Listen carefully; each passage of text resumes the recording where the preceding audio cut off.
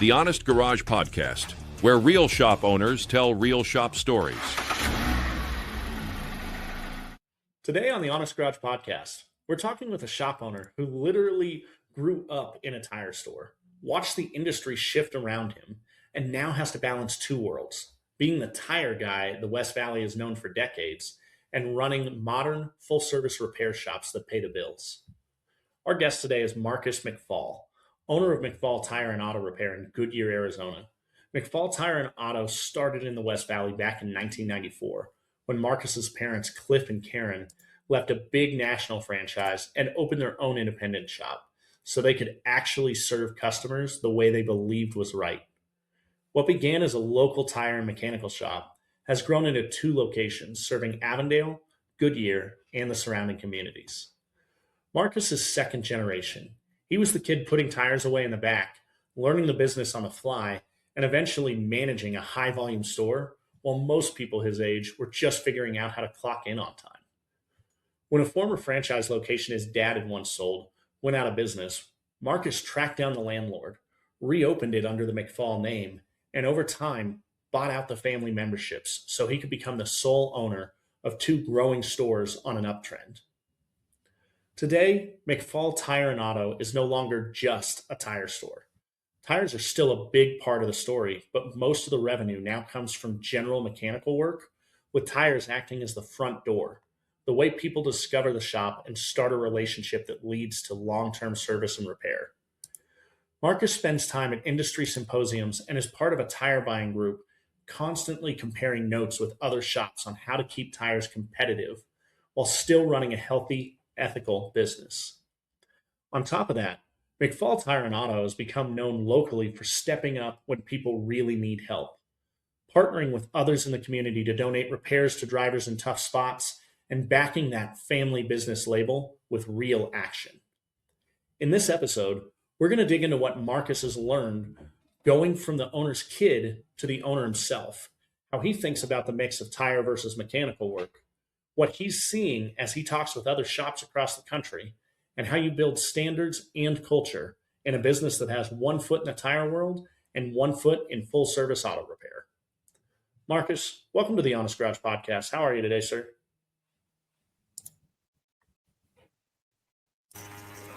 Good. I appreciate you being on the show today. Yeah, I'm looking forward to it. Great.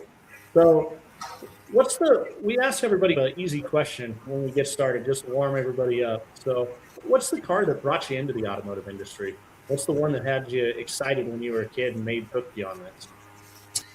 I really like people. I like, obviously, the love for cars is a requirement, right?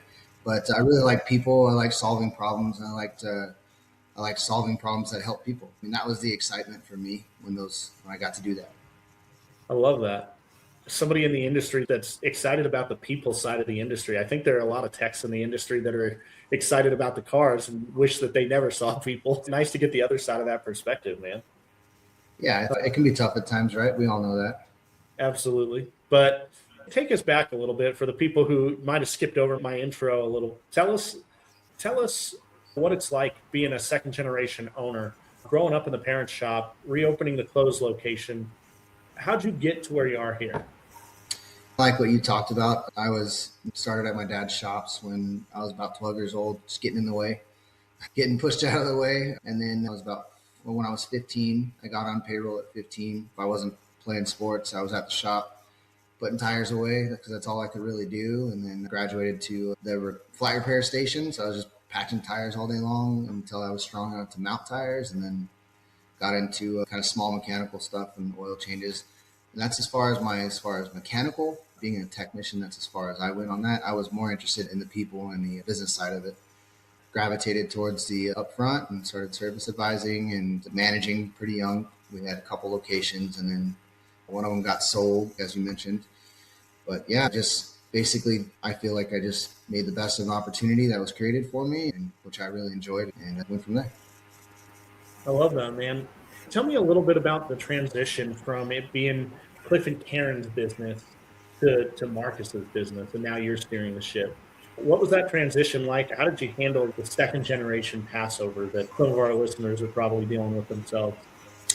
Yeah, it wasn't easy. I honestly, it took a long time. I still deal with it. We have like basically third generation customers now, which have seen me grow up in the shop. There's still some of that stigma there where they see me as the little kid, smart mouth kid running around. So there's that, but there's also a side of it to where they've seen me develop and handle situations and go from there. But it wasn't. It's I'm very thankful for how that came about. We're still in that transition period, even though I am the sole owner of both of the locations. But I've been running the operations for years, so as far as the acceptance of the ownership roles changing, it really wasn't an overnight kind of thing.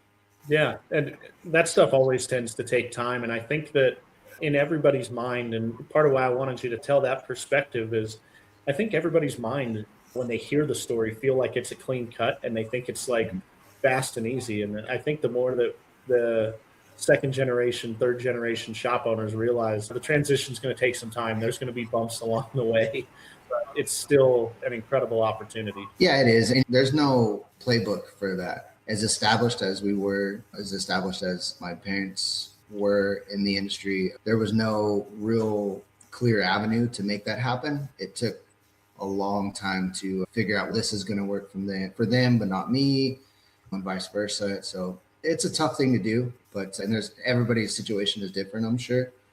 But ultimately, you just try to find what works best for each other and then also your customer base as well. That's that third party involved in that takeover as well. That's a really good thing to mention. I think it's really easy to focus on the two parties in the transaction and forget about the party that you're supposed to be serving. Mm-hmm. So I love that. Thanks for mentioning that. So I know that you've had different seasons and you've seen different seasons when it was your parents' business and since you've taken over, with ups and downs and buying out memberships and everything else that we've covered that you had to go through. I'm curious, what are some of the hardest points for you personally as an owner? And where did you hit a wall? And what did you change in yourself and the business to get through that time? Yeah, that's a great question. I think the first thing that comes to mind to answer that question is so being young and being in the position that I was at a young age, it definitely takes some cockiness, right? Some so Yeah. so cockiness, self assurities, and what the biggest difference I think that made for me was realizing that I'm not the person to be here or there or in this position. So the biggest difference maker for me was realizing that, and that was overcoming that wall, was realizing that I needed better people than me in a lot of different positions. I needed to listen to other people that had better ideas than I do. And so that was a big overcoming for me. So talk to me about where you're going to get some of that mentorship or some of that leadership, some of those connections. What were you looking to learn when you started going to some of these symposiums, some of these big training opportunities in your different groups that you're a part of? Sure. There was a time where in my small market where we were big fish and I thought we were real big fish. And I started going to, once I started being part of some of these groups and really just that all those groups come about. It's not we go online and find these groups. It's right. It's mainly through our vendors and we use our vendor avenues to find these groups and just classes and other shop owners. And once I started going to those, I realized how much bigger fish there was out there. And so that's when I started realizing, okay, I might be doing good right now, but things evolve quickly and I need to listen to these other people, backseat the ego and start opening up the ears. And so from there, that stuff started working and I enjoyed that. So I continued on. I tried to find more and more opportunities for that. I love that.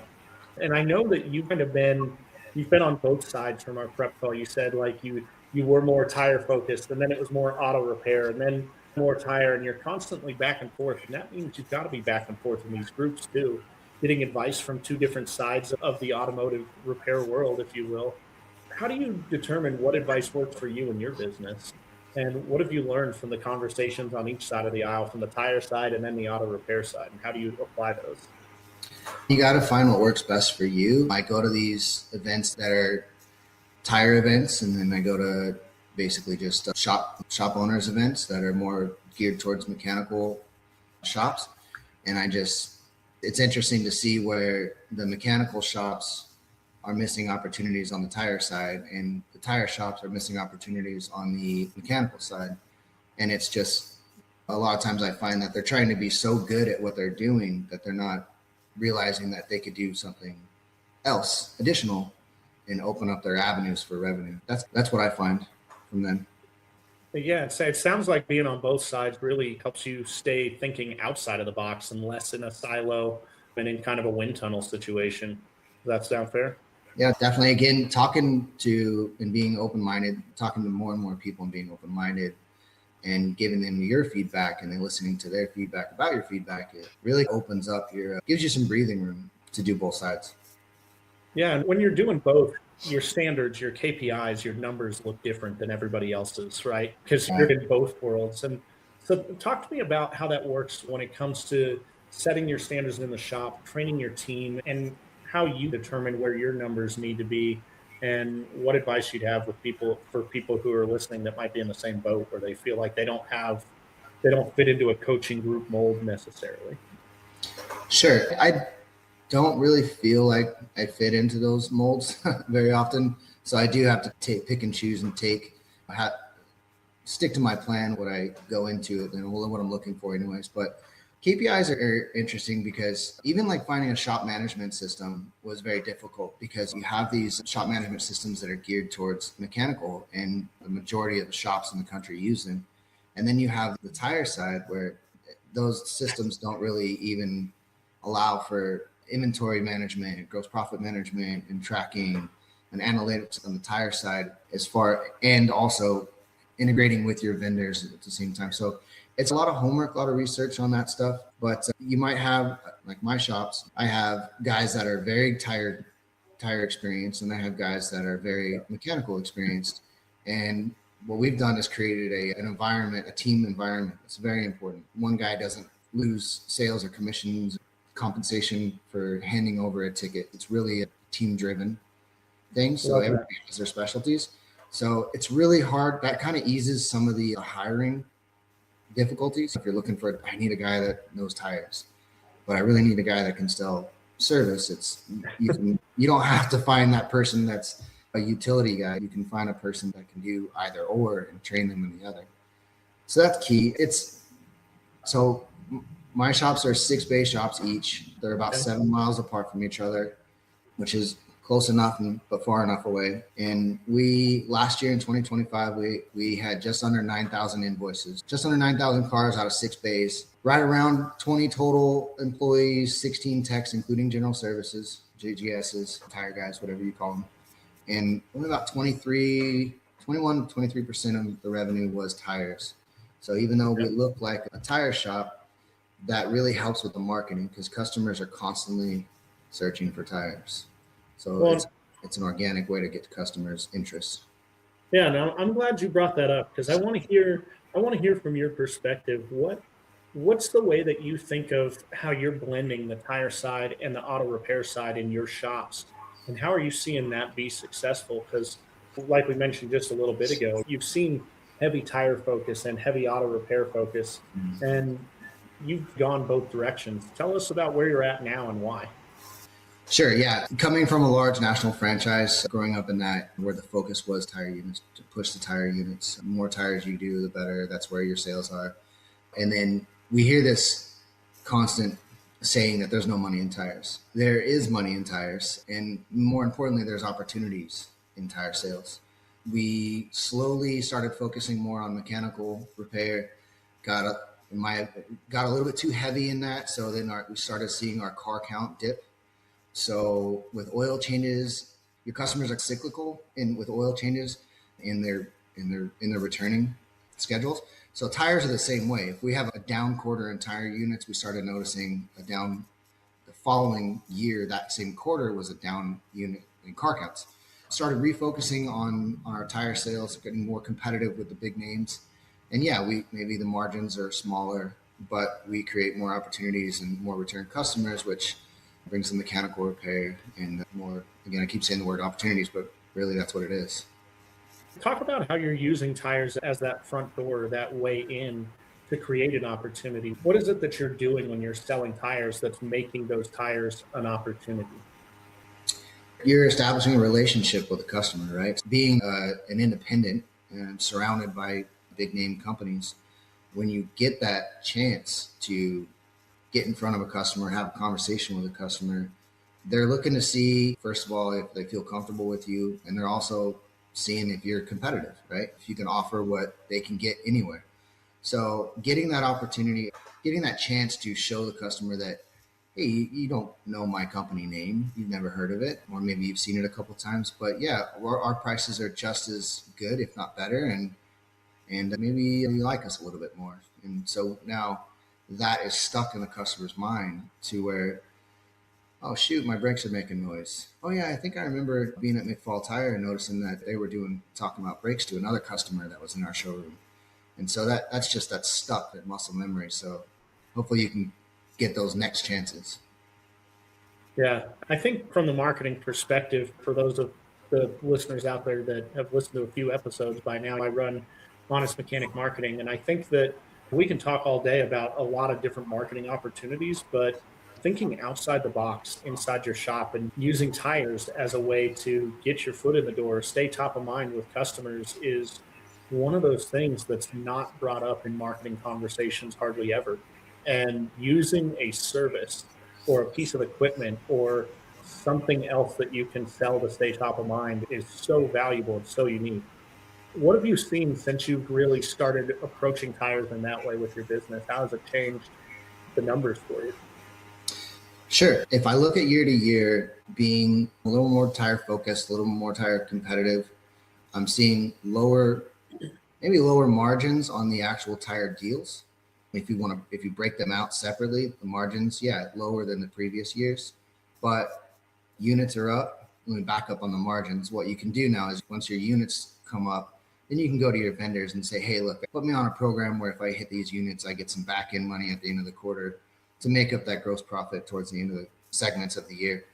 So you can do that as well. But so what we're noticing is smaller margins on the tires, larger units. But now my car count has reversed the trend. So now our car count is up. So what that does is now your ARO is coming up, your average repair order comes up.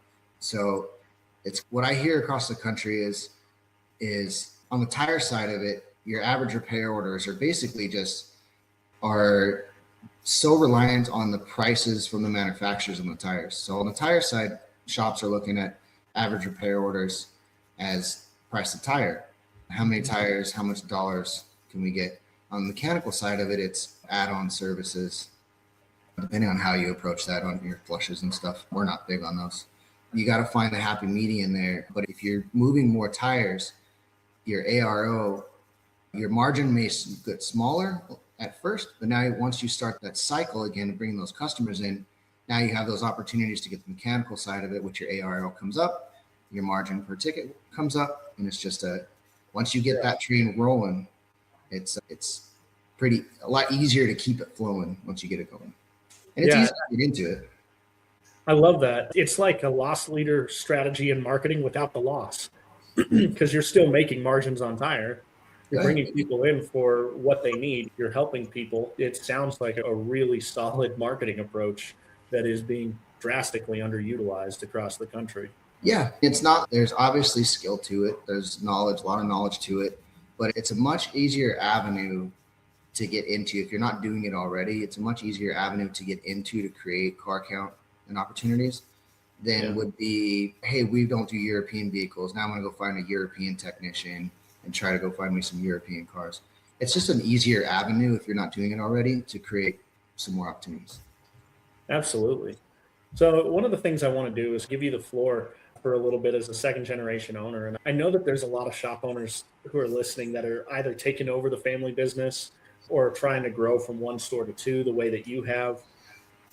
What would you tell them if you could just grab them by the shoulders and just say, listen, trust me, you don't want to make this mistake, or do it this way. I'm going to save you a lot of headaches in the future. What would you say to those people? That's a tough one. I'm definitely figuring it out still. I think maybe that's an answer right there, is understanding that you don't have it figured out. My dad always says, when things are going right, look out, because be prepared. And that's definitely key, because with ups, there's downs. But as far as how to expand and all that's a tough one. I really believe that if you are invested in your community, you can expand as far as that community will support you. So if you're supporting that community, they will support you as well. I would say if you're trying to expand, I would say stay within that support circle of your community, because that's key, because you have those natural customer base already. But yeah, just listening to the people around you. If something doesn't feel right with a technician or a service advisor or maybe a guy that's been there forever, move the pieces around. Try to constantly find something that you're doing. Figure out a way to do it differently. Even if it's working, figure out a way to do it differently and then determine if it's going to be better or not.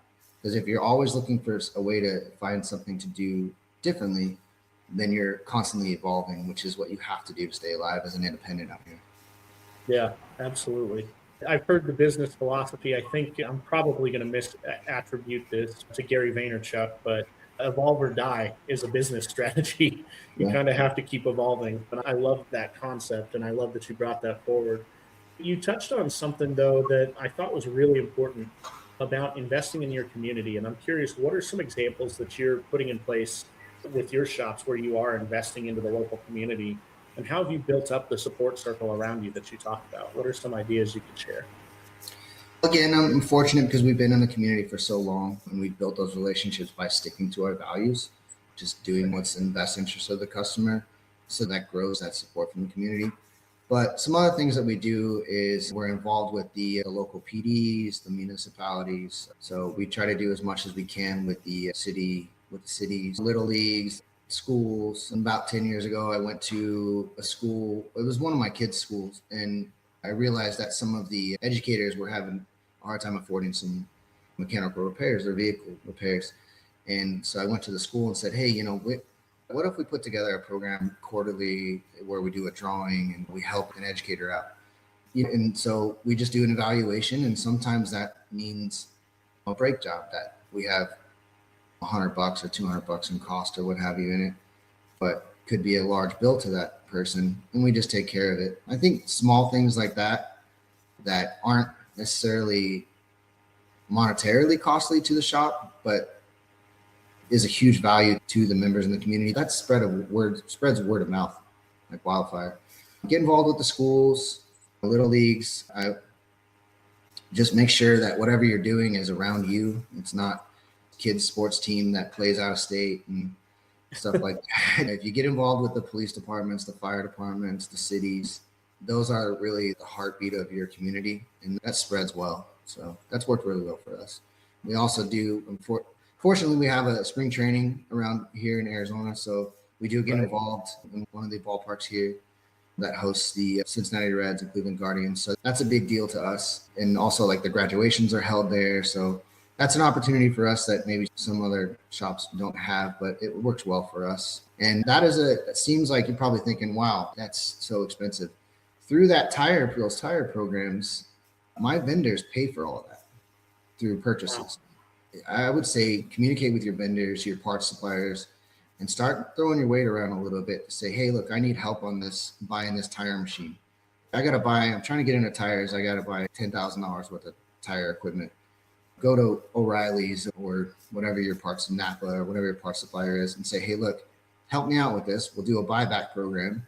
And a certain percentage of my purchases will go back to paying this off. It's a 0 interest loan. You already have your credit set up with that vendor that you're buying parts from.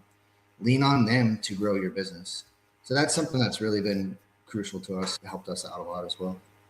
Yeah, I love that, man. A lot of really good value there with that question. Tons of practical stuff for our listeners to go put in place. So one of the things that we ask everybody that's on this show, we're obviously really big on the word honest. It's the Honest Garage podcast. I own Honest Mechanic Marketing. I'm curious for you in particular, Marcus, when you hear that phrase, honest mechanic or honest garage, honest shop, what does that mean for you personally? How do you apply that to McFall Tire and Auto? Honesty is huge for us. Honesty, integrity is just huge for us for multiple reasons. I have 3 children. Most of my employees have children. And what I like to do is really relate that to the lessons that I give my children. Like, how can I hold them accountable for their honesty and integrity if I'm not following the same guidelines that I'm giving out? So that's huge as far as for me personally, that's big. Being honest and having integrity with your customer base. Take advantage of those times where somebody comes in and says, hey, or calls. Actually, it doesn't even come in, calls and says, hey, I was told I need brakes. How much are brakes? Maybe you're lower priced. They come in. One of our favorite things to do is to figure out that that customer does not need that repair to do, or does not need that repair. And we take that honesty and integrity and we invest in that customer. We plant that seed by telling them what's best in their best interests. Maybe you do need those brakes, but you don't need them for another 6,000 miles, 5,000 miles. We plant that seed and we use that honesty and integrity to plant that seed in that customer, and we let it grow over years. So that's huge for us. My dad, another saying my dad always gave me was, you can shear a sheep over and over again, but you can only skin them once. So in your market, in your community, you only have so many sheep, right? So you got to tend to that flock and do what makes you feel good while you're doing it. So that honesty, that's what honesty and integrity means to us. I love that, man. An excellent analogy by your dad there. That's the first time I've heard that one personally. So I love that. He's got some good ones. He's got a lot of good ones. Yeah. Yeah, I think that's one of the cool things about getting to work with your dad and growing up. You get to hear all that knowledge. I know I got that from my dad in the shop growing up too. Yeah. One of the things I want to make sure we do before we wrap today is give people an opportunity to connect with you if they want to dive deeper on anything that we talked about today, because we covered a lot of really valuable stuff. What's the best way for people to connect with you and stay in touch with you and kind of follow McFall Tire and Auto?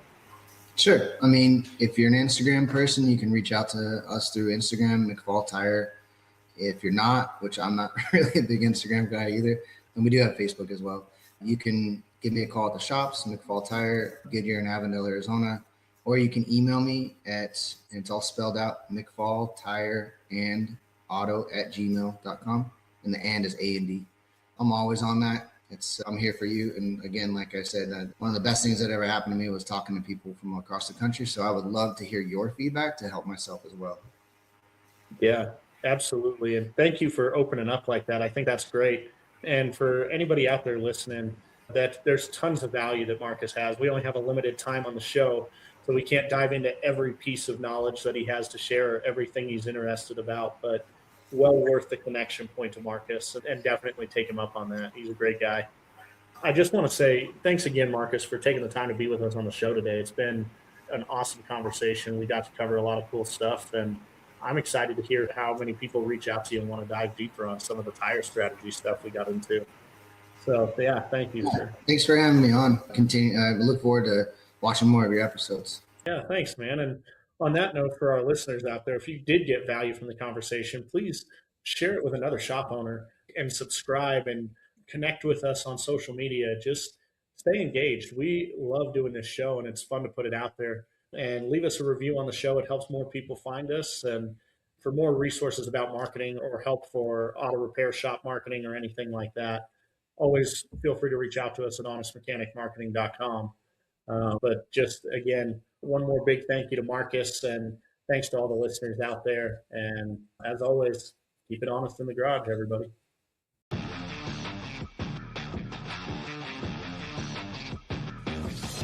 Because if you're a prospective buyer and you're coming in to buy someone's shop, you have to ask yourself, what's important to you? Do you care about profitability, or do you want a shop that has amazing, huge amount of revenue, but maybe not as much profit?